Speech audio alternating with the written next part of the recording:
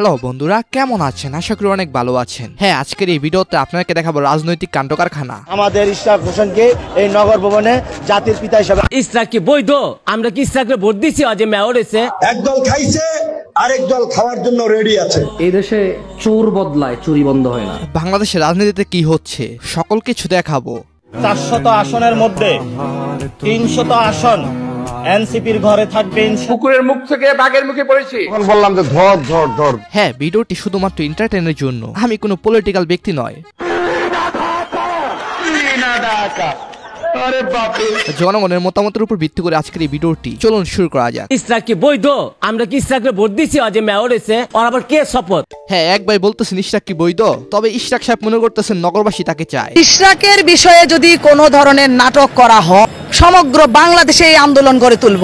আপনারা কি তাকে চান মেয়র হিসাবে? বর্তমানে বিভিন্ন টক শোতেই তার আলোচনা উঠে আসে। একটা ছোট্ট শিশু হাতে ফিডার নিয়ে আছে এবং পেছন, এমনকি তাকে নিয়ে বিভিন্ন রকমের টল হচ্ছে সোশ্যাল মিডিয়ায়।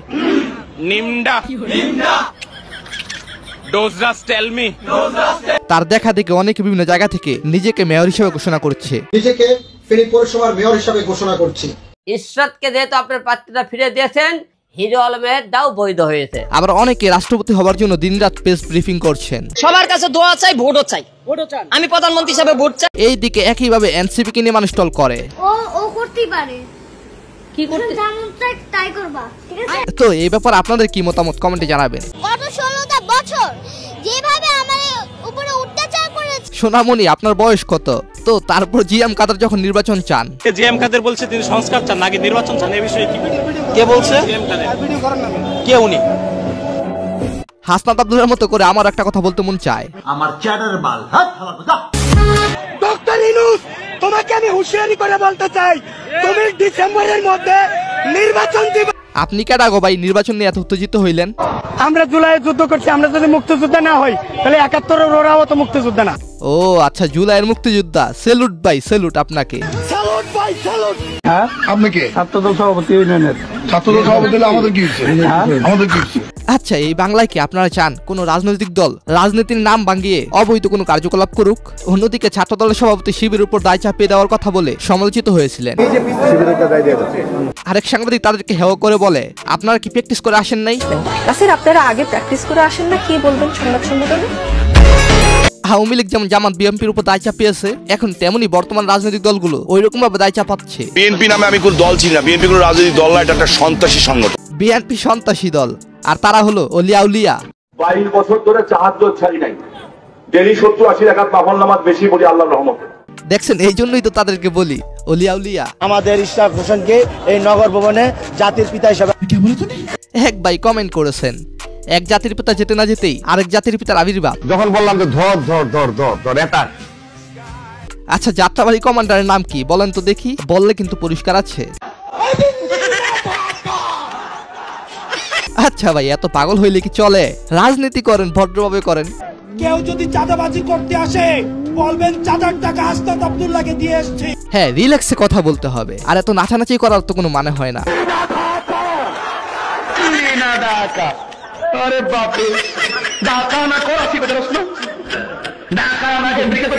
আচ্ছা তাহিরি সাহেব, আপনি চেতলেন কেন? তবে আমার কথা হলো, বাংলাকে যারা লুটপাট করে খেতে চাইবে, সেটা আমেরিকা হোক বা ইন্ডিয়া হোক, সবাইকে বয়কট।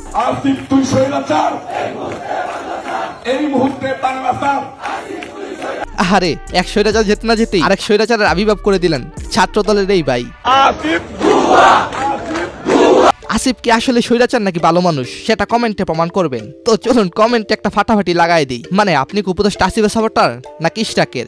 কমেন্টে জানাবেন। গাজীপুর সিটি কর্পোরেশনে বদলির জন্য 20 কোটি টাকা নিয়েছেন উপদেষ্টা আসিফ মাহমুদ। হ্যাঁ, বর্তমানে এই দুইজনের মাঝে এল ক্লাসিকো চলতেছে। আসিফ মাহমুদ সজীব ভুইয়া তার অবিলম্বে পদত্যাগ করতে হবে। আদালতে বিচারাধীন বিষয় আছে, এখানে আমাকে ব্যক্তিগতভাবে আক্রমণ করে তো আসলে লাভ নেই। এইদিকে জামাতের আমির বলতেছে ক্ষমতা পেলে সপ্তাহে একবার মিডিয়াতে আসবে। কিন্তু হুজুর, এই কথা তো আমাদের হাসপা বলেছে। এবং আমি যদি প্রধানমন্ত্রী হই, আমি আপনাকে বলে দিচ্ছি, সপ্তাহে একদিনের বেশি টেলিভিশনে অন্তত আমার চেহারা দেখবেন। ইশরাক ভাই মেয়র হতে যাচ্ছে, বৈধ মেয়র। কিন্তু অনেকে ভিডিও বানাচ্ছেন তিনি তো নির্বাচন বহিষ্কার করেছিলেন। হ্যাঁ, ওনাদের তো মেয়াদ শেষ হয়ে গেছে, কোনো গেজেট শপথ পড়ানোর কোনো স্কোপ নাই এখন। কেন তিনি এই পর্যায়ে এসে এমন করছেন? তো আপনারা বিশ্বাস করবেন কিনা জানি না, বিএনপির ভিতর আমার সবচেয়ে প্রিয় নেতা ইশরাক। আমরা এক পা জেলে রাখাই রাজনীতি করি, বাংলাদেশের জনগণের অধিকার প্রতিষ্ঠার জন্য রাজনীতি করে যাচ্ছি। আওয়ামী লীগের শাসন আমলের সময় ইশরাক ছিলেন ইয়াং সাহসী নেতা। তার একটা কর্মকাণ্ড দেখে আমি তার ভক্ত হয়েছিলাম।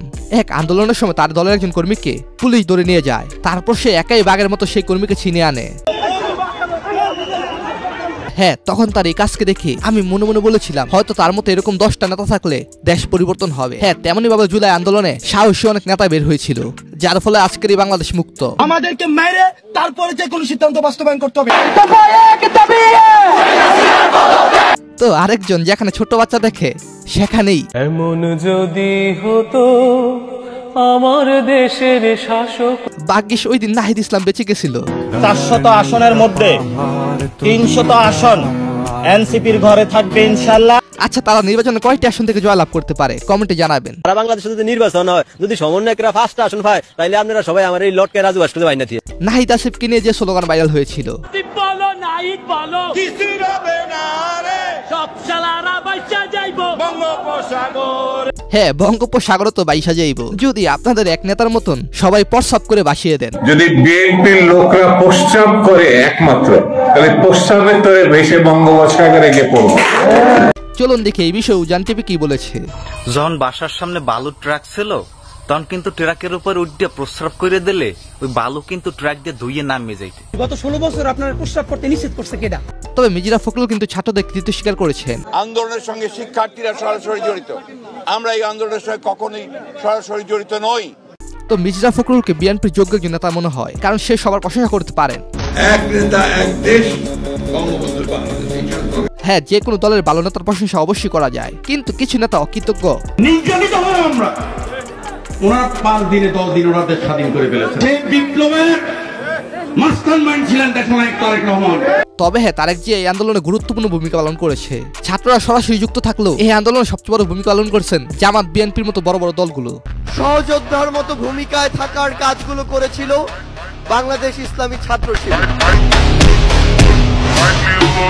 আরো একটা বড় বিষয়, জুলাই কোনো দল ছিল না, সবাই একত্রে দেশকে মুক্ত করেছে। তবে বর্তমানে ছাত্ররা নতুন রাজনৈতিক দল গঠনের ফলে অনেক সমালোচিত হচ্ছে। 400 সিট সেখানে 300 সিট পাবে, এটা হাস্যকর। যদিও প্রথম দিকে জনগণ তাদেরকে সাপোর্ট দিয়েছিল। এদেশে কামারের ছেলে প্রধানমন্ত্রী হবে, কুমারের ছেলে প্রধানমন্ত্রী হবে। আসিফ মাহমুদ ওইখানে যে চেয়ারে বসছে, ওটা উনি কোন কারণে বসছে, উনি কোন যোগ্যতায় বসছে? তবে বলতে হয় বাংলাদেশে চলে প্রতিহিংসার রাজনীতি। রাজনীতি মানে আলোচনা, সমালোচনা, টক শো। কিন্তু যখন এই রাজনীতি নিয়ে হত্যার মতো জঘন্য কার্যকলাপ সংঘটিত হয়, তখন খুবই খারাপ লাগে। এই দেশে চোর বদলায়, চুরি বন্ধ হয় না, আপনি যেই হন না কেন। কথা বাস্তব, চোর বদলায়, চুরি বন্ধ হয় না। আশা করি ভবিষ্যতে যারা রাজনীতিতে আসবে, ছাত্ররা হোক বা জামাত হোক বা বিএনপি হোক, যারাই আসুক না কেন, তারা দেশটাকে সুসংগঠিত করবে, নতুন ভাবে দেশটাকে সাজাবে। নির্বাচন হয় নাই, 2 বছর আগে কোনো নির্বাচন নাই দেশে। বর্তমানে জাতীয় পার্টি হলো বিপিনুর। ডিসেম্বরের মধ্যেই নির্বাচন হতে হবে। এই যে দেখেন এক বিদেশি কিভাবে আওয়ামী লীগের কথা বলতেছে। সে এটা কিসের লোভে করেছে? আমার তো মনে হয় সিঙ্গারা সমোচা। তো কিছুদিন আগে দেখলাম মির্জা আব্বাস বলতেছেন তিনি আগে ছিলেন কুকুরের মুখে, এখন নাকি তিনি বাঘের মুখে। কুকুরের মুখে ছিলাম আমরা আগে, এখন ভাই বাঘের মুখে পড়েছি। বাংলাদেশটা কি কারো বাপের? কোথায় কোথায় বাংলাদেশ ছাড়, পাকিস্তান যা, অমুক দেশে যা। যাই হোক, বাংলাদেশের সাধারণ মানুষ এমন একটি রাজনৈতিক ব্যবস্থা কামনা করে যেখানে মব জাস্টিস বা জনতার হাতে বিচার নয়, থাকবে আইনের শাসন। সাধারণ জনগণ যেন সাহসিকতার সাথে মত প্রকাশ করতে পারে, আলোচনা করতে পারে যে কোনো রাজনৈতিক বিষয় নিয়ে নির্ভয় এবং স্বাধীনভাবে। আমার বক্তব্যের মূল কথা হলো বাক স্বাধীনতা। এই অধিকার আমাদের সকলে থাকা উচিত, কারণ এটাই গণতন্ত্রের মূল ভিত্তি। আচ্ছা, ভবিষ্যৎ বাংলাদেশে আমরা কাকে দেখতে পাবো ক্ষমতায়, কমেন্টে জানাবেন। তো যাই হোক, ভালো থাকবেন, ভালো রাখবেন আপনার চারপাশ। ধন্যবাদ সবাইকে।